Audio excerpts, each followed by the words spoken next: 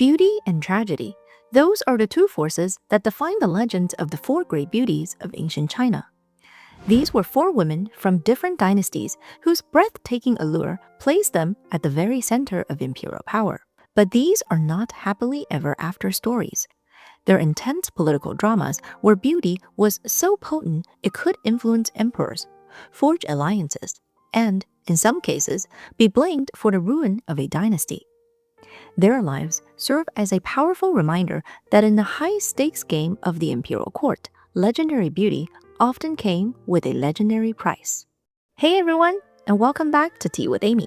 Today, let's get into the juicy legends surrounding one of ancient China's most iconic figures, the beauty Yang Guifei. In my legendary bedroom rules of the Tang Dynasty video, we covered how Emperor Shenzong's love for Yang Guifei broke all of the established bedroom rules of the time. But that's just the beginning of her story. What if the most beautiful woman in Chinese history, a woman whose supernatural allure was blamed for the decline of a great dynasty, wasn't even human? What if Yang Guifei didn't actually tragically die as the history books say?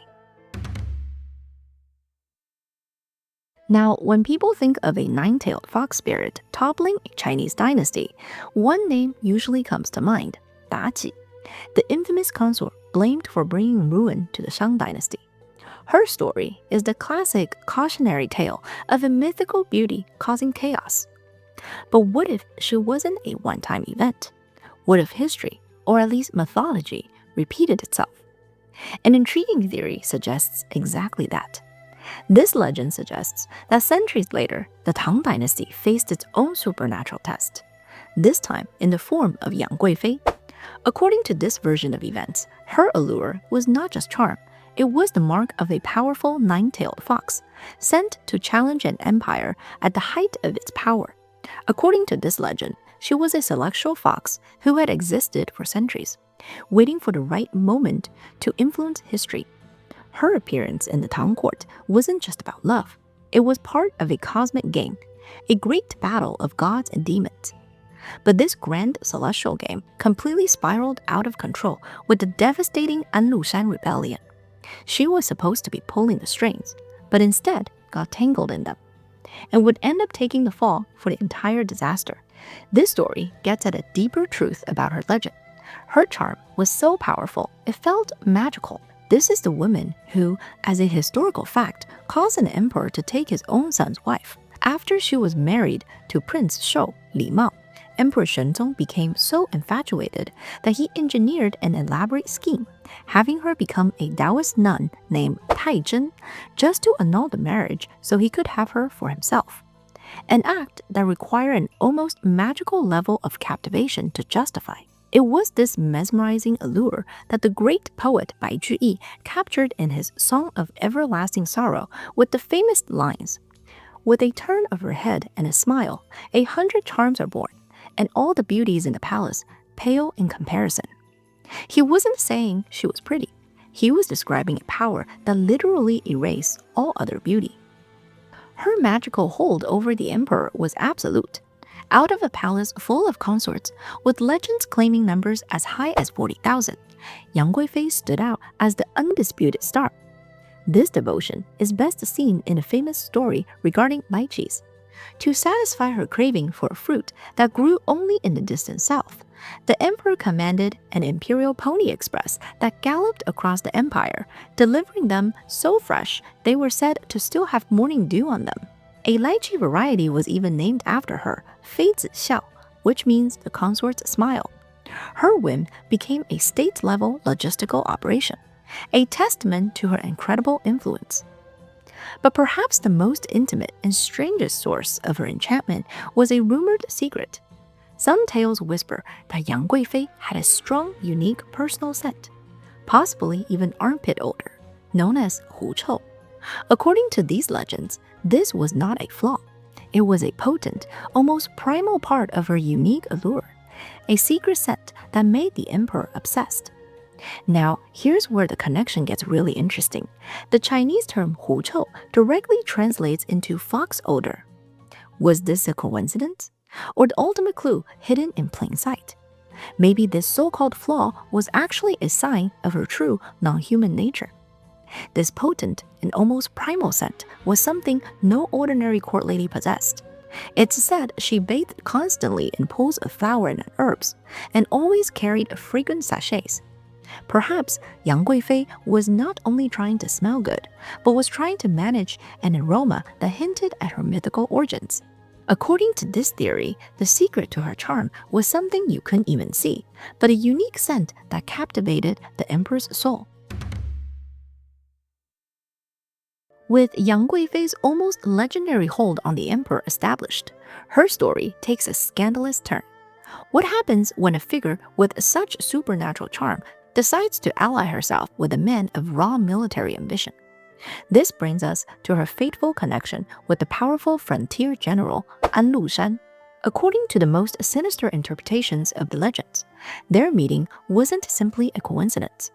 An Lushan, the ambitious general, saw a path to power. He knew that to secure his footing in the treacherous central court, he needed a patron who had the emperor's complete trust. And Yang Guifei was the perfect target. On the other hand, a sinister nine-tailed fox may have seen the perfect instrument of chaos. Yang Guifei openly welcomed An Lushan's display of devotion. It was this new connection that began to blur the lines of courtly etiquette and would soon spiral into one of history's most infamous scandals. It all started with the adoption. In a move that shocked the Tang Dynasty court, Yang Guifei, a woman in her prime, formally adopted An Lushan, a burly middle-aged general who was actually about 16 years older than her, as her son. This gave the general incredible privileges, like free access to Yang Guifei's private quarters, a place off limits to any other man. And whenever An Lushan irritated the emperor or got himself in trouble, Yang Guifei stepped in to smooth things over. She'd always say her son was simply paying respect to his mother. But the most bizarre spectacle was the infamous Guifei Bake the Child ceremony. The story goes that in 751 CE, 3 days after An Lushan's birthday, Yang Guifei performed a Xisan ritual for him, a ceremony traditionally reserved for newborn infants. By all accounts, the full-grown general was stripped, placed in a large tub, and personally bathed by the precious consort. Afterward, he was wrapped in an embroidered swaddling cloth and paraded through the gardens in a litter. So why would Emperor Shenzong tolerate such weird, scandalous behavior between his favorite consort and his top general? A popular historical analysis uses the fact that Emperor Shenzong accepted these outrageous displays as evidence of how blinded he was by his affection for both his consort and his favorite general. He simply failed to see the warning signs. However, according to a more sinister legend, he didn't have a choice. This was a demonstration of Yang Guifei's complete control. The emperor was completely enthralled by a supernatural power he could not resist and was forced to accept these behaviors.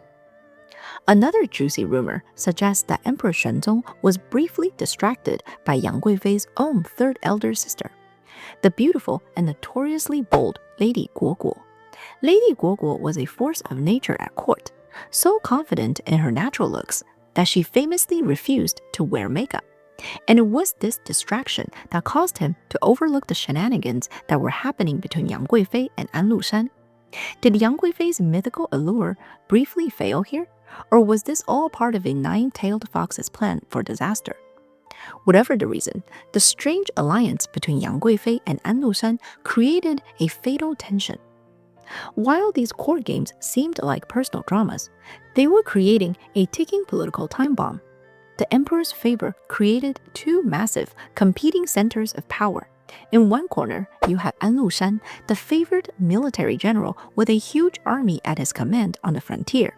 On the other corner, you had Yang Guifei's arrogant and ambitious cousin, Yang Guozhong, who had become the new chancellor due to Yang Guifei's support and gained favor over the central government.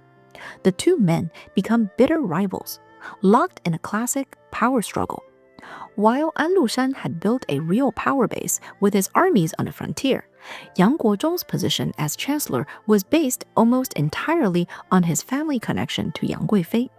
In addition, he is historically regarded as corrupt, arrogant, and incompetent in managing the affairs of the state. Yang Guozhong, in the capital, saw An Lushan's immense military force as a direct threat to the throne, and, more importantly, to his own authority.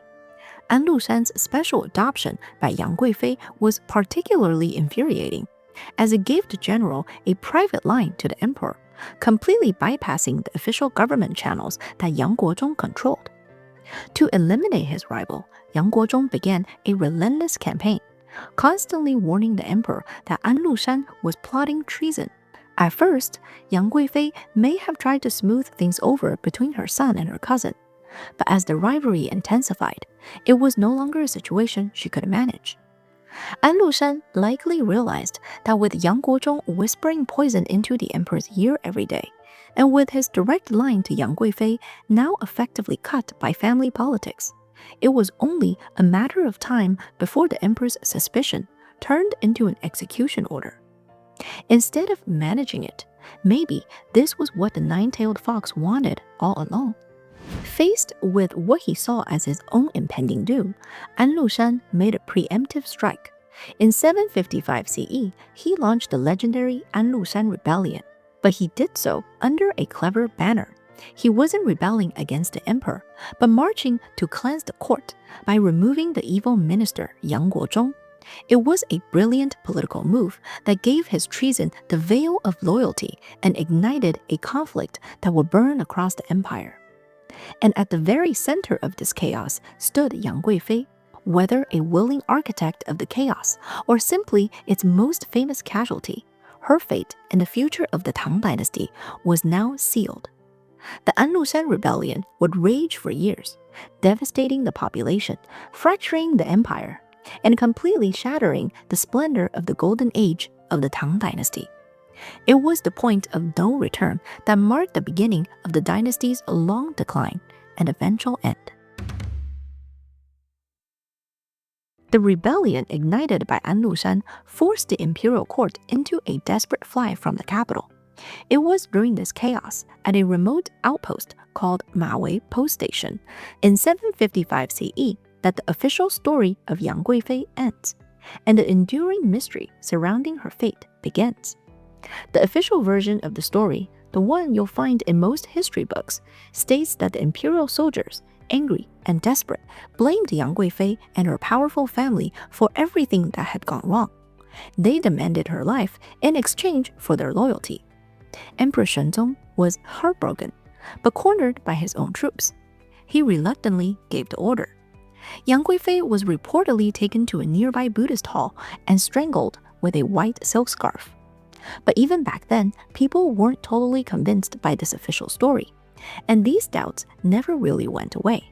The famous poet Du Fu, for instance, wrote of a blood-stained wandering soul.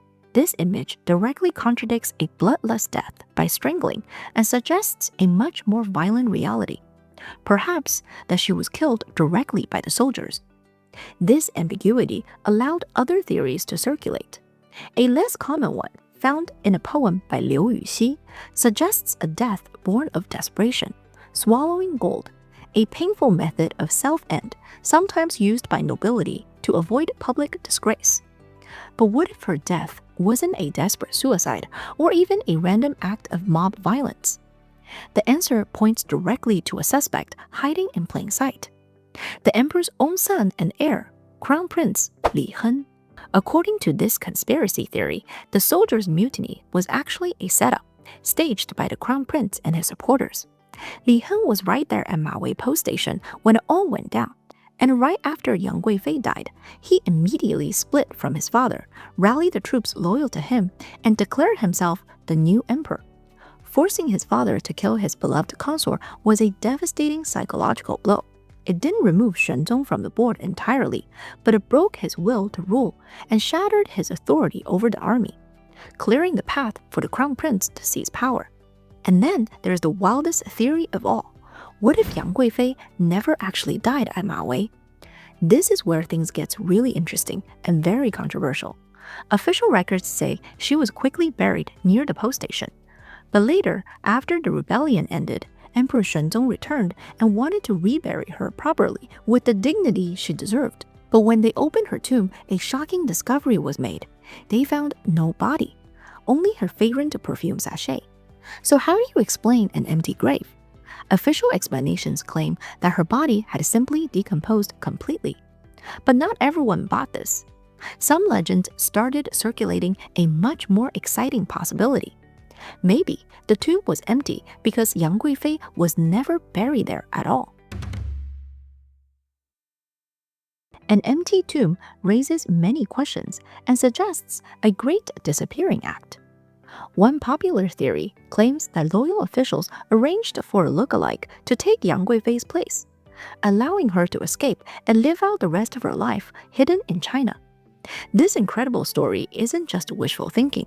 It's supported by clues from Bai Juyi's famous poem Song of Everlasting Sorrow, which describes an empty place of death at her supposed grave. In addition, the phrase that Shenzong sent someone to lead her away could also be interpreted not as leading her to her death, but to safety. Another incredible story from Japanese folklore suggests that Yang Guifei escaped China and started a new life across the sea in Japan. And that brings us back to our first incredible legend. What if Yang Guifei was actually a nine-tailed fox? One of Japan's myths involving a nine-tailed fox describes the fox coming from China during the Tang Dynasty, around the same time as Yang Guifei's supposed escape. Was it actually Yang Guifei? Maybe this was how the myth of the nine-tailed fox were introduced to Japan. According to the story, the real Yang Guifei was secretly taken out of Mawei in a carriage. From there, she traveled quietly south, avoiding detection by moving along mountain paths and remote trails that led her to the coast. One name that often appears in this version is Abeno Nakamaru, a real historical figure who served as a Japanese envoy at the Tang Dynasty court. Known in Chinese as Chao Hen, he was a respected scholar and poet, and has strong ties with Emperor Shenzong. The legend says Chao Hen helped arrange Yang Guifei's escape, either out of loyalty or maybe even personal admiration. Some versions say he secured a spot for her on a ship returning to Japan as part of a diplomatic mission. The journey would have been tough, facing storms, threats from pirates, and the constant fear of discovery. But eventually, the ship supposedly made it to Japan, landing at a place called Kutu, a small cove in today's Yuya district of Nagato City, Yamaguchi Prefecture. Today, the area is still known as Yokihi no Sato, meaning Yang Guifei's village, using the Japanese reading of her name, Yokihi. It's easy to picture the scene: a tired, heartbroken woman stepping onto the unfamiliar shore, looking back across the ocean toward China. Given how deeply Japan admired Tang Dynasty culture during that era, the arrival of someone as famous as Yang Guifei, especially under the careful protection of someone like Chao Hen, would have been extraordinary. One version even claims she was discreetly acknowledged by the Japanese sovereign at the time, Empress Koken. The story says she lived out her days in Japan, no longer a consort in the imperial court, but remembered as Yokihi. Instead of dying at 38 in Mawei, she lived out to be 68. Her life in Japan is described as quiet and graceful, though marked by a deep sorrow and constant longing for her homeland and lost love. Some say she passed down Tang courtly traditions or taught music and dance to local women. The memory of her presence is still preserved in Yamaguchi. There is a tomb dedicated to her at Nisenin Temple in Nagato, marked by a 5-ringed stone pagoda, the kind used in Japanese Buddhist memorials. Local ceremonies still honor her. Some families even say they're descended from Yang Guifei herself. One woman in 1963 claimed to have a family tree proving she was a direct descendant. Even more famously, Japanese pop star Momoe Yamaguchi once said her family believed they shared the same bloodline. So what truly happened to Yang Guifei at Mawei Post Station? Was Yang Guifei a 9-tailed fox that plagued the Tang Dynasty and later fled to Japan? The official records tell one tale, but the poems, the legends, and the unanswered questions keep the mystery alive. There may never be proof that any of this is true, but the legend has lasted because it offers something the official history does not. Instead of a tragic death, it leaves us with a quiet escape, a long life, and a connection between two cultures. And sometimes it's the story with no clear ending that stays with us the longest. What do you think is the most plausible story behind Yang Guifei's fate? Are there any other historical mysteries you'd like to brew up for another Tea with Amy? Let me know your thoughts in the comments below. And if you enjoyed today's video, please don't forget to like and subscribe. And if you want to help me uncover even more fascinating stories from Chinese history, please consider joining my membership and become a Noble Baoban. Thanks again for watching, and I'll see you in the next video. Stay curious, stay magical.